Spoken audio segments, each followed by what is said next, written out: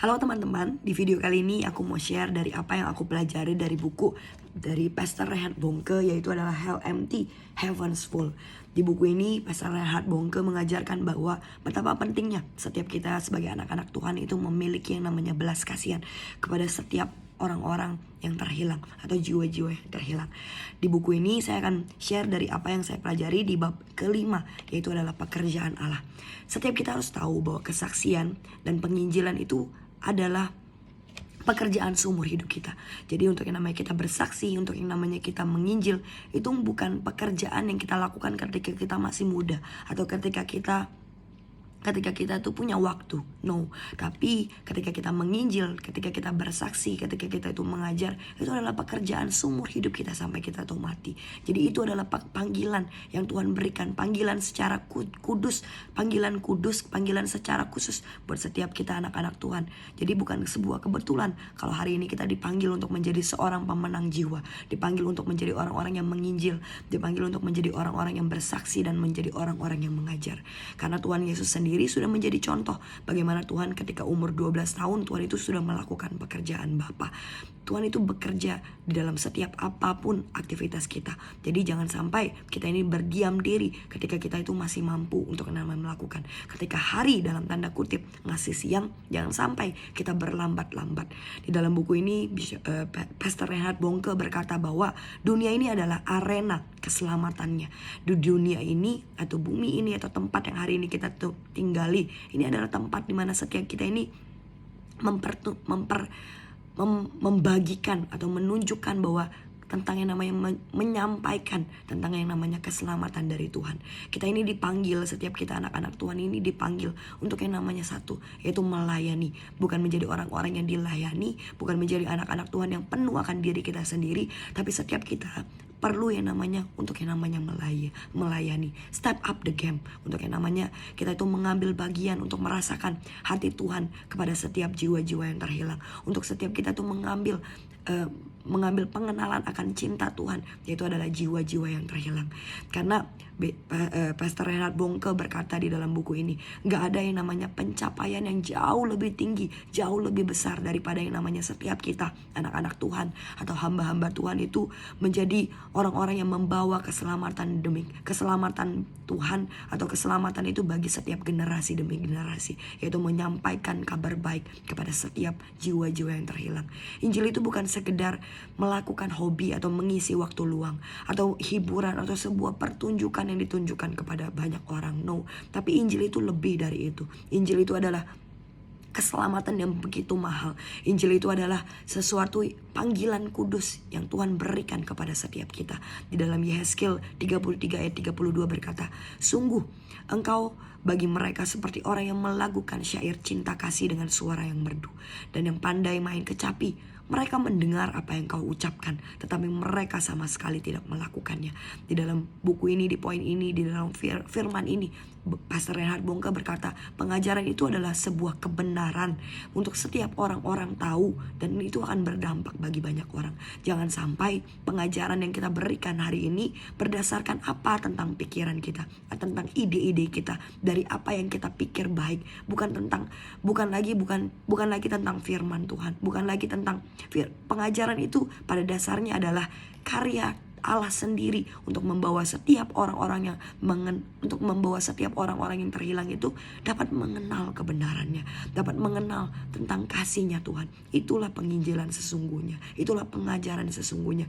Jangan sampai kita malah mengikuti apa yang dunia mau, apa yang kita ajarkan, apa yang dunia mau, apa yang dunia tanda kutip cari, tapi biarkan setiap kita mengajar apa yang Tuhan mau, apa yang kita mengajar dari apa yang hati Tuhan mau. Jadi jangan sampai hari ini kita mengajar berdasarkan hikmat kita, berdasarkan ide kita, tapi biarkan hari ini kita membawa yang namanya pengajaran yang dari karya Allah sendiri untuk membuat setiap orang mengetahui tentang kebenarannya.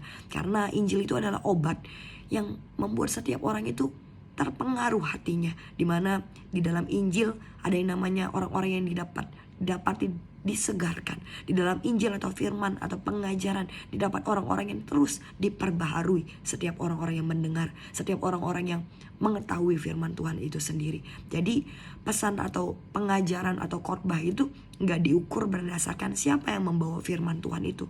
Karena di dalam firman Tuhan sendiri ada contoh tokoh Alkitab di mana hari itu Musa itu adalah orang yang gagap.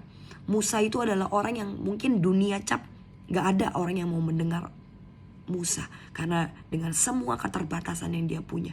Tapi hari itu Alkitab mencatat bahwa Musa itu, ketika Musa itu berkata, bahkan laut aja taat kepada apa yang hari itu Musa katakan. Karena apa? Karena kuasa dari Tuhan. Jadi bukan berdasarkan siapa yang membawakan firman, tapi adalah siapa yang memiliki hikmat dari Allah, siapa yang punya yang namanya pengurapan Tuhan di dalam hidup setiap kita anak-anak Tuhan. Jadi jangan sampai kita memakai yang namanya ketakutan kita, memakai yang namanya setiap alasan-alasan atau excuse kita untuk yang namanya bersembunyi dan tidak menjadi orang-orang yang menyampaikan kabar baik, untuk menyampaikan penginjilan atau pengajaran. Jadilah jangan sampai kita ini menjadi anak-anak atau orang-orang Kristen, anak-anak Tuhan yang menyampaikan kabar baik, menyampaikan penginjilan, menyampaikan kesaksian, menyampaikan pengajaran itu dengan asal-asalan. Karena di buku ini Pastor Reinhard Bongka berkata, orang-orang yang melakukan penginjilan dengan asal-asalan, melakukan dengan pengajaran dengan hikmatnya sendiri atau ide-idenya sendiri, itu adalah orang-orang yang berpikir bahwa semuanya itu gak berarti, atau semuanya itu gak penting, atau menganggap remeh. Atau juga orang-orang yang minder karena merasa gak cakap, gak yang namanya pandai untuk melakukannya. Padahal Tuhan itu adalah Tuhan yang siap sedia untuk yang namanya mengurapi setiap kita ketika kita berkata-kata untuk menyampaikan firman-Nya, untuk menyampaikan penginjilannya.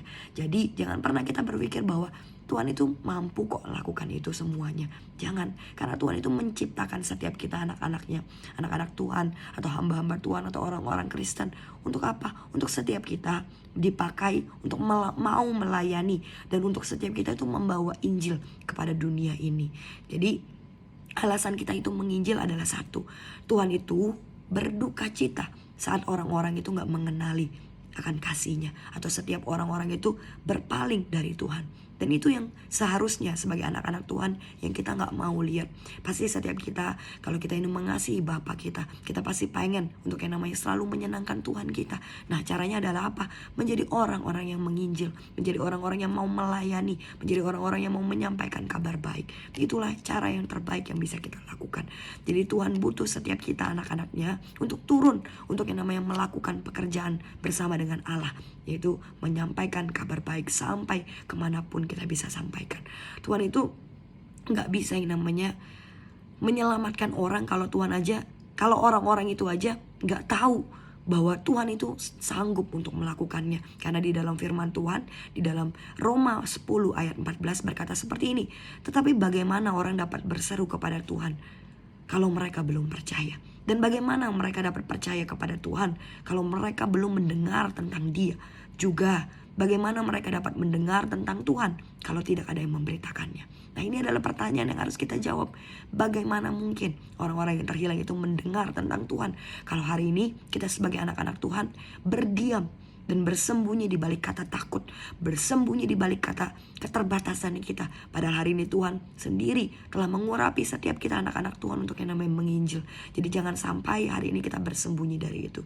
Satu poin yang terakhir di dalam buku ini, Pastor Reinhard Bongke berkata, kalau hari ini kita melakukan apa yang bisa kita lakukan, kita harus tahu bahwa Tuhan akan yang melakukan apa yang kita tuh gak bisa lakukan. Jadi lakukan hal yang mungkin bisa kita lakukan, dan biarkan Tuhan yang melakukan hal yang gak mungkin di dalam hidup setiap kita. Jadi jangan pikirkan hal yang gak mungkin itu, tapi biarkan Tuhan yang berperkara dengan setiap apa yang sudah kita lakukan, dan kita sudah lakukan yang terbaik.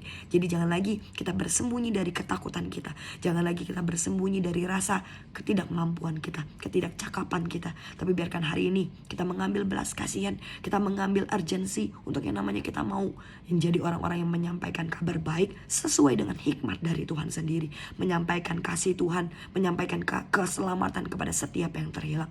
So I hope dari video ini setiap kita dapat menangkap urgensi bahwa Penting bahwa setiap kita itu bangkit untuk menjadi orang yang menginjil, untuk menjadi orang yang bersaksi, untuk menjadi orang yang mengajar sesuai dengan hikmat dari Tuhan. So I hope dari video ini dapat memberkati setiap teman-teman. God bless.